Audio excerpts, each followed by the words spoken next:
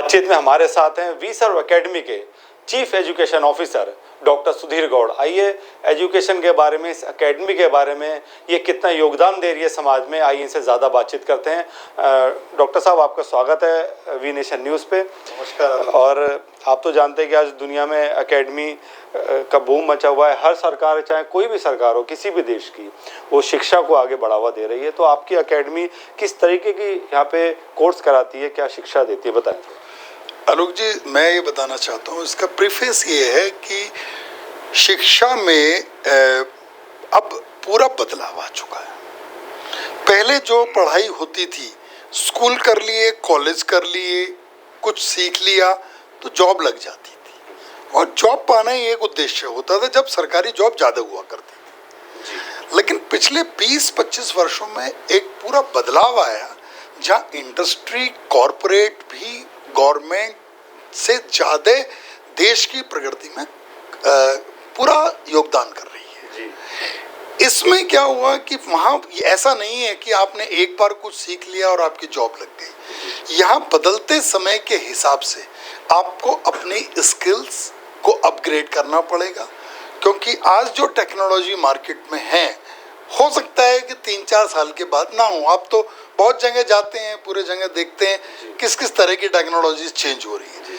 तो यहाँ मेरा जो सिर्फ ये सोच है कि जैसा प्रधानमंत्री जी हमारे खुद सोचते हैं कि भाई देश में स्किलफुल लोगों की ज़रूरत है। सोचते तो सर केजरीवाल भी हैं, सभी सोचते हैं कि स्किलफुल लोगों की ज़रूरत है, उनका भी सम्मान है।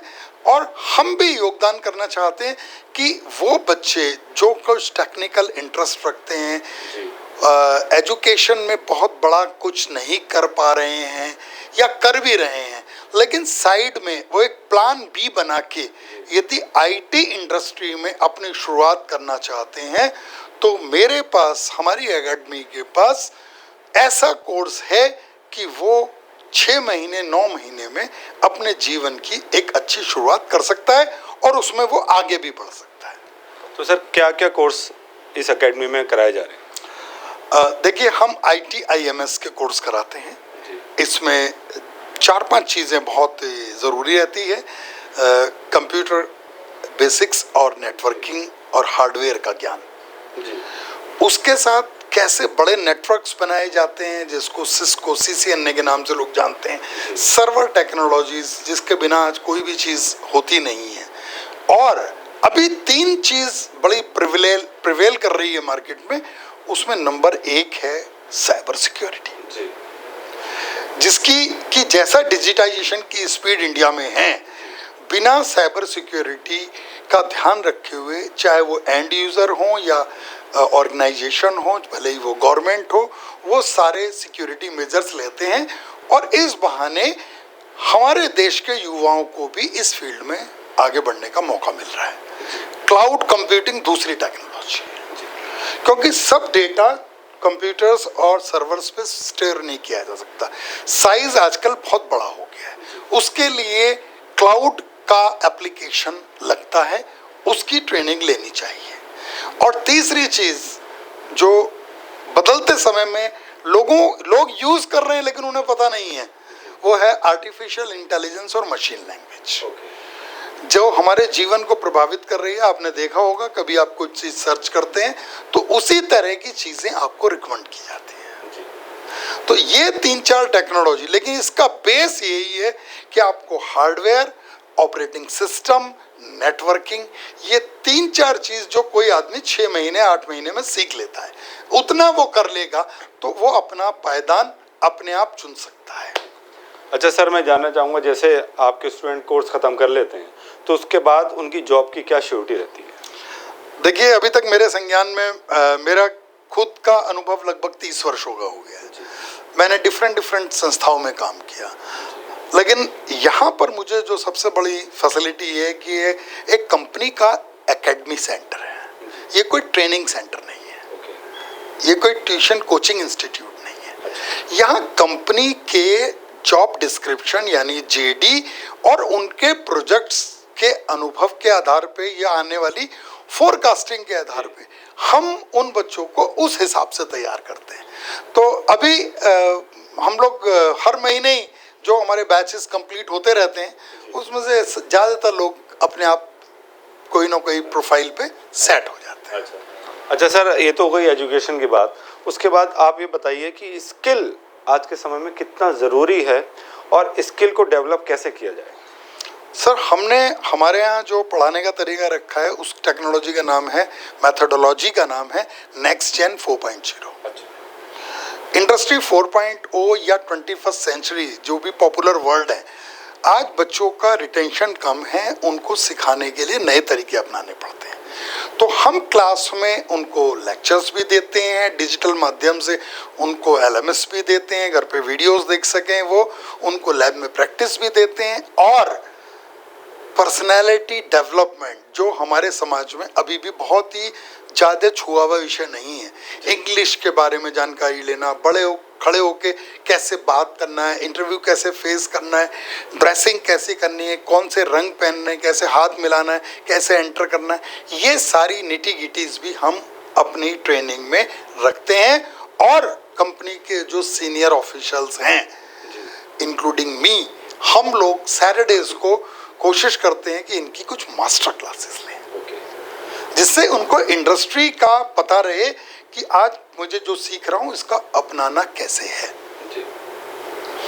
तो ये सारी चीज़ों के आधार पे हम लोग सफलता से बढ़ रहे हैं और उम्मीद है कि और जो भी लोग हमें आपके माध्यम से देख रहे हैं वो लोग भी इसका फ़ायदा उठा सकते हैं। अच्छा सर, आप स्टूडेंट का तो भविष्य बनाते रहते हैं और उस लायक उनको खड़ा कर देते हैं कि उनका भविष्य सिक्योर रहे। आज मैं आपके बारे में थोड़ा जानना चाहूँगा, जनता भी आपके बारे में जानना चाहती है। थोड़ा अपने बारे में बताएं, कहाँ से आपकी बेसिक एजुकेशन स्टार्ट हुई, क्या आपने किया, इस मकाम तक कैसे पहुँचे, थोड़ा सा बताइए। तो आलोक भाई, मैं एक बहुत साधारण परिवार में अपने पिता की सबसे अंतिम संतान था और हम भाई बहनों में मैं पढ़ाई में बहुत शुरू से ही बहुत फोकस था। तो मैंने पहले 12th किया हिंदी मीडियम, वर्नाकुलर मीडियम। जो लोग देख रहे हैं वो समझ सकते हैं कि फिर ट्रांजिशन होता है। मैं कॉलेज में गया, मैंने बैचलर्स किया, मास्टर्स इलेक्ट्रॉनिक्स में किया, एक सरकारी नौकरी के साथ अपना करियर शुरू किया। 6-7 साल काम किया। उस समय मैं क्रिकेट प्लेयर भी हुआ करता था, तो स्टेट की टीम में खेलता था।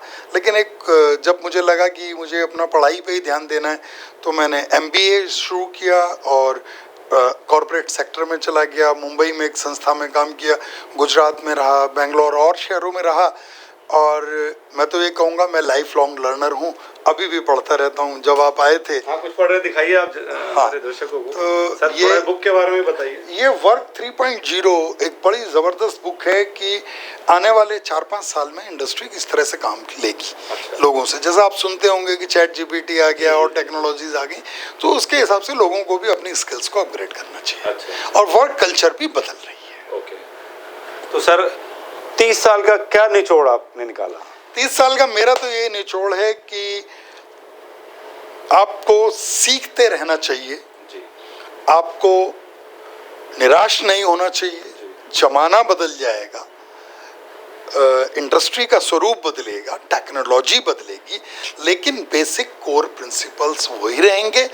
जो विल और स्किल दोनों चीज़ें साथ में लेके चलेगा, क्योंकि यदि विल होगी तो स्किल डेवलप करने का हम लोग वादा करते हैं। सर, एक आजकल देखा जा रहा है इस एटमॉस्फेयर के अंदर कि लोगों में जल्दी ऊपर जाने की चाहत है, तो सर ये कितना सही है और कितना गलत है? आदमी शॉर्ट वे ढूंढता है ऊपर जाने के लिए। आपकी बात सही है और बहुत लोग आजकल यंग जनरेशन में ऐसा सोचते भी हैं। लेकिन मुझे तो ये पता है कि स्टेप बाय स्टेप कोई आगे चलता है तो उसकी प्रगति निश्चित होती है। जंप भी लोग लेते हैं लेकिन हर एक के लिए पॉसिबल नहीं होता। तो हर एक को एक ऐसा माध्यम बनाना चाहिए जिससे वो निरंतरता यानी कंसिस्टेंसी प्राप्त कर सके और कभी भी ऑब्सलीट ना हो। अच्छा सर, कितने अभी आपके टीचर्स हैं, कितनी फैकल्टी है, कितने स्टूडेंट अभी आ रहे हैं, थोड़ा बताइए। तो हमारा जो ये सेंटर है आप देखेंगे कि वहाँ हमारा अच्छा इंफ्रास्ट्रक्चर है, डिजिटल है, ऑडियो विजुअल पूरा माध्यम से पढ़ाते हैं। हमारे जो ट्रेनर्स हैं वो well qualified masters technology, BTech और ऐसे स्पेशलाइज विषय में सारे पढ़े हुए लोग हैं। हमारी एक अच्छी टीम है, कुछ मास्टर ट्रेनर्स हैं, कुछ एलाइड ट्रेनर्स हैं, कुछ कम्युनिकेशन एक्सपर्ट हैं और कुछ वो लोग हैं जो टेक्नोलॉजी इंडस्ट्री के हिसाब से सिखाते हैं। हमारे पास करीब इस समय 120 स्टूडेंट हैं और हम बहुत चुनिंदा लोगों के साथ काम करते हैं और हम कोई ऐसा नहीं करते हैं कि कोई बच्चा है और जो जिसकी कोई ज़रूरत हो। आप मेरे से पूछ भी रहे थे कि तो हम लोग इकोनॉमिक वीकर सेक्शन और ऐसे सब समाज के तबके जो कभी भी शिक्षा से अछूते न रह जाएं, उनके लिए भी हमारी कंपनी के जो CEO और CO हैं उनका पूरा निर्देश है कि कोई भी बच्चा पैसे की अभाव में वापस नहीं जाना चाहिए। तो सर, जैसे आपने बोला कि वीकर सेक्शन को भी आप कवर करते हैं, तो थोड़ा बताइए आपके कोर्स की क्या फीस है मिनिमम, कैसे आपसे एडमिशन ले सकते हैं आके। वीकर सेक्शन की बात कर रहा हूँ, ऊपर वाले पे तो सब कुछ फैसिलिटी होती है सर। हमारी जो फीसेस हैं वो लगभग हमारे पास 15,000 से लेके 75,000 तक के कोर्सेज अवेलेबल हैं और वो डिपेंड करता है कि किसको क्या करना है, क्या स्पेशलाइजेशन लेना है, कैसा एक्सपर्ट टेक्नोलॉजी लेनी है। लेकिन एक साधारण बच्चा भी जो शुरू करना चाहता है, आप मानिए कि एवरेज 4-5 हज़ार रुपये महीने का इन्वेस्टमेंट है उसका। तो अच्छा है सर। बिल्कुल। और पढ़ाई के साथ साथ उनको तमाम चीज़ों का हम लोग साथ में हेल्प करते हैं और खड़ा कर देते हैं। बहुत अच्छा सर, आखिरी सवाल, स्टूडेंट के लिए कोई संदेश देना चाहेंगे जो अभी 12th पास करी है या कुछ और कोर्स करा है, उनके लिए कोई संदेश देना चाहेंगे? मेरा संदेश यही है कि दोस्तों आप बिल्कुल भी परेशान मत होइए। आपके मार्क्स कितने आए हैं, आपने स्ट्रीम कौन सी ली है, आप कौन से कॉलेज में पढ़ने जा रहे हैं, इस सब से ऊपर उठ के आपको ये सोचना चाहिए कि मैं जो भी लॉन्ग टर्म प्लान रख रहा हूँ उसके साथ एक अपना प्लान भी रखूँ। छोटा एक IT का कोई कोर्स कर लूँ और मुझे ये पता लग जाए, हो सकता है जिस चीज़ को आप बहुत बड़ा समझ रहे हैं ये चीज़ आपके लिए एक टर्निंग पॉइंट साबित हो।